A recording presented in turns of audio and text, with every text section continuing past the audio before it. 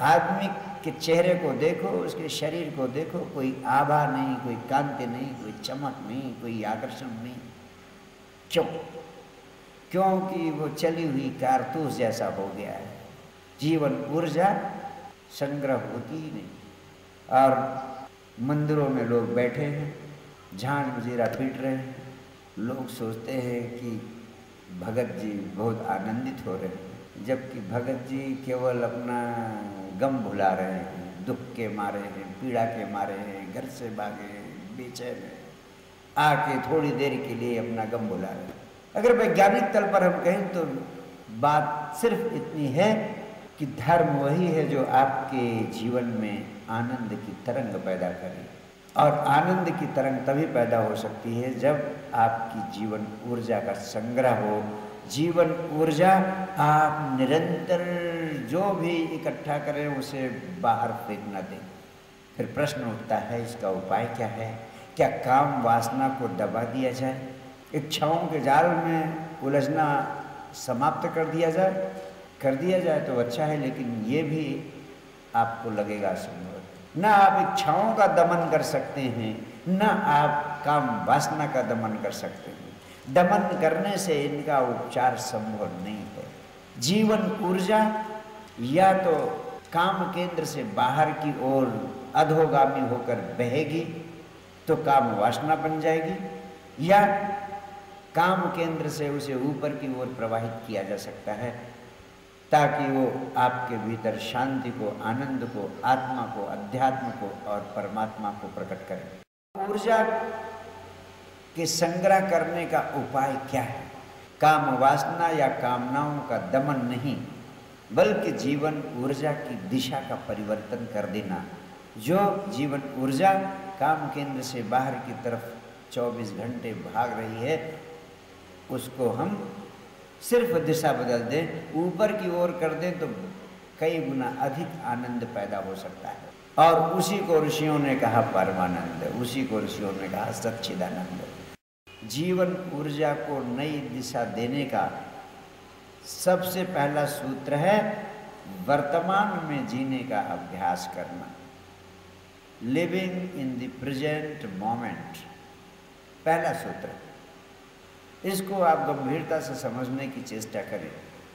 जो व्यक्ति भविष्य की सोच में, कल की सोच में, परसों की सोच में, आने वाली दिनों की सोच में उलझा रहता है, उसकी जीवन की सारी ऊर्जा बाहर बहती चली जाती है। उसी क्षण से बाहर बहती चली जाती है जिस क्षण से वो इस सोच में उलझता रहता है।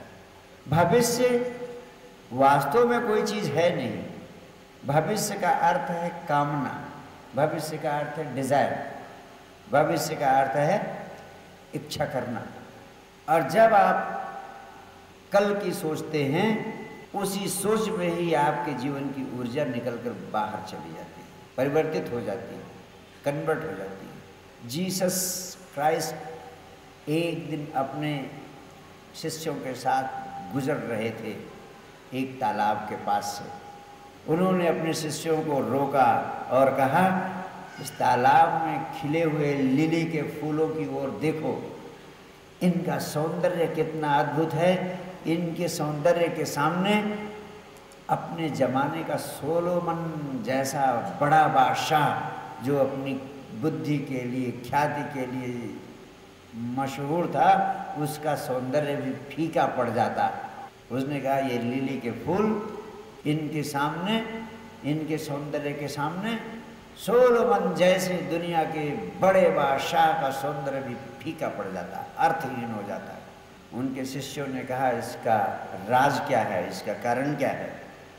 जीसस ने कहा, इन फूलों की ऊर्जा कामना बनकर नष्ट नहीं हो रही, जबकि सोलोमन जैसे बादशाह की ऊर्जा कामना बनकर नष्ट हो जाती है। आपकी ऊर्जा कामना बनकर नष्ट हो जाती है।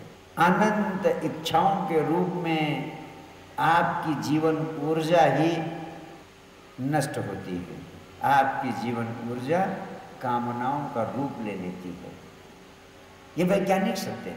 आप 10 मिनट शांत होकर बैठ जाएं, आंख बंद कर लें और विचार शून्यता की अवस्था में पहुंच जाएं। तो मेरा अपना अनुभव कहता है कि ध्यान के 10 मिनट के समय में जितनी जीवन ऊर्जा हमारी संग्रह हो जाती है, जितनी ताजगी का हमें अनुभव होता है, उतनी ताजगी 8 घंटे गहरी नींद लेने के बाद भी नहीं होता है। इतनी गहरी ताजगी का अनुभव होता है, क्योंकि जब आप विचार शून्य हैं उस समय आपकी ऊर्जा कामना बनकर नष्ट नहीं हो रही है। उस समय आपकी ऊर्जा इच्छाओं के रूप में नष्ट नहीं हो रही है। उस समय आपकी ऊर्जा तरह तरह के कामनाओं के जाल में उलझ नहीं रही है। उस समय आप शांत होते हैं। भविष्य की चिंता ही जीवन ऊर्जा को कामना बना देती है और उसे नष्ट करती चली जाती है, बाहर बहने के लिए विवश कर देती है। भविष्य की चिंता, भविष्य की चिंतना जीवन ऊर्जा को पी जाती है, निगल जाती है। अगर आप वर्तमान में जीने का अभ्यास कर लें तो वही बहुत सारी ऊर्जा जो नष्ट होती चली जाती है, इच्छाओं में, कामनाओं में, तर्क जाल में, तरह तरह के उलझनों में, वही जीवन ऊर्जा आपकी इकट्ठा हो जाएगी। और जब वो जीवन ऊर्जा इकट्ठा हो जाएगी तो आपके शरीर को तमाम प्रकार की बीमारियों से सुरक्षित कर देगी। जीवन ऊर्जा नहीं है, इसीलिए तो आप बीमार हो रहे हैं। आपको ब्लड प्रेशर हो रहा है, डायबिटीज हो रहा है, टीबी हो रहा है। आज के युग की सारी बीमारियां आपको घेरे हुए हैं। क्यों? क्योंकि आपकी जीवन ऊर्जा रोज नष्ट होती चली जाती है। जब ऊर्जा है ही नहीं तो आपकी पावर ऑफ रेजिस्टेंस भी कम हो जाती है। आप अगर इतना छान के शुद्ध करके पानी न पिए, मिनरल वाटर न पिए, तो जाने कितने लोग अस्पताल में भर्ती हो जाएं, क्योंकि शरीर की प्रतिरोधक क्षमता कम हो गई, इतना कम हो गई है जिसका कोई हिसाब नहीं। तो मेरी धार्मिकता का सार है कि आप सिर्फ वर्तमान में होने का अभ्यास करें। जिस समय जहाँ हैं उस समय वहीं रहे, हियर एंड नाउ, अभी और यही। और कोई दूसरी साधना करने की ज़रूरत नहीं, ना मंदिर मस्जिद गुरुद्वारे में भागने की ज़रूरत है। दुनिया में जिसने भी परम आनंद का स्वाद लिया है, जिसने भी धर्म का स्वाद लिया है, जिसने भी आनंद की तरंग पाई है, उन सबका निष्कर्ष रहा है पल पल वर्तमान में जीना। जो पल पल वर्तमान में जीता है उसे आनंद खोजना नहीं पड़ता। पल पल वर्तमान में जीने का पर्याय है आनंदित हो जाना। फिर उसे किसी साधु संत महात्मा और गुरु के पास चक्कर काटने नहीं जाना पड़ता है कि प्रभु बहुत दुख है, बड़ा कष्ट है, कुछ सुख पाने का, आनंद पाने का उपाय बताइए, मार्ग बताइए। मनुष्य ना समझ जीना नहीं जानता है, इसीलिए जगह जगह गली गली में तथाकथित साधु महात्माओं और गुरुओं का धंधा चल रहा है। अगर तुम जीना सीख लो तो जितने तथाकथित धर्म का धंधा करने वाले साधु महात्मा गुरु हैं वो बेरोजगार हो जाएंगे। इसीलिए मैं कहता हूँ झांझ मजीरा पीटना धर्म नहीं है, धर्म सिर्फ समझ की क्रांति है। अगर तुम्हें जिंदगी के प्रति समझ आ जाए, you just develop right attitude towards life, तो सारा काम आपका बैठे बैठे बन जाता है। फिर कहीं जाना नहीं पड़ता परमात्मा को खोजने के लिए, मंदिर मस्जिद गुरुद्वारों के चक्कर नहीं काटने पड़ते हैं।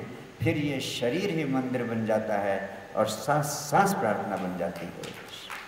कैसे तुम्हारा शरीर मंदिर बन जाए, सांस सांस प्रार्थना बन जाए, इसकी सबसे पहले विधि, सबसे पहला सूत्र है पल पल मौज में रहते हुए वर्तमान में जीने का अभ्यास करना, जहाँ आने वाले कल और बीते हुए कल की कोई चिंता ना हो। कहते हैं जापान का एक बहुत बड़ा सम्राट वो एक जन फकीर के पास पहुँचता है, उससे पूछता है प्रभु मैं आपके पास आया हूँ, मुझे कुछ ज्ञान दीजिए, मुझे कुछ ज्ञान प्राप्त करना है जिंदगी के बारे में, अध्यात्म के बारे में, परमात्मा के बारे में। कहते हैं वो फकीर अपने बगीचे में खुदाई कर रहा था। उसने कहा अगर सीखना चाहते हो तो देखो, मैं अपने बगीचे में खुदाई कर रहा हूँ, तुम मुझे खोदते हुए देखो, खोदते हुए देखो, और ऐसे देखो कि सिर्फ देखना ही रह जाए, देखने के अलावा कुछ तुम्हारे चित्त में बचे ही नहीं।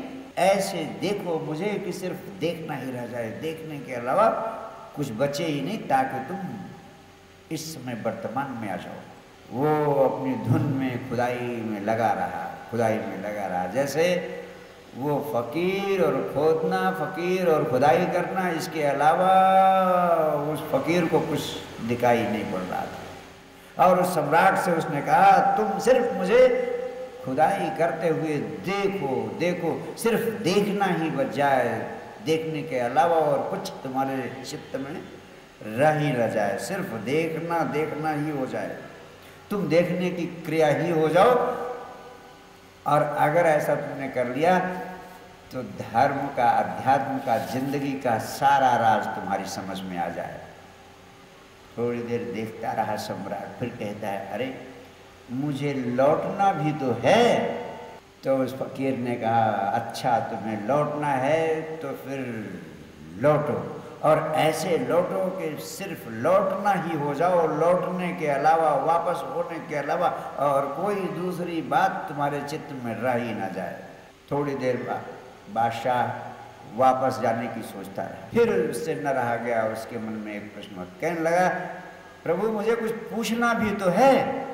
उस फकीर ने कहा पूछना है तो सिर्फ प्रश्न ही बन जाओ, प्रश्न को पूछो और प्रश्न ही बन जाओ, प्रश्न के अलावा तुम्हारे चित्त में, तुम्हारे हृदय में, प्राणों में और कोई दूसरी चीज रह ही ना जाए। कहने का तात्पर्य है उसने ये संदेश दिया कि पल पल वर्तमान में जीने की विधि है कि जिस समय जिस काम को कर रहे हो उस समय पूरे मन से, पूरे प्राणों से सिर्फ उसी काम में डूब जाओ, किसी दूसरे काम की बात जरा सी भी रह ही ना जाए। आदमी के साथ लेकिन बहुत बड़ा दुर्भाग्य है, वो सिर्फ यही नहीं कर पाता है। उसकी हालत ऐसी है जैसे कभी कभी आपने ट्रांजिस्टर पे कोई स्टेशन लगाने की कोशिश की होगी तो एक ही साथ सैकड़ों स्टेशन पकड़ रहा है। ऐसे ही तुम्हारा चित्त है, एक ही साथ सैकड़ों स्टेशन पकड़े हुए रहता है। तुम यहाँ बैठे हो, लगता है मुझे सुन रहे हो, लेकिन तुम्हें याद आती है कि दुकान पे क्या हो रहा होगा।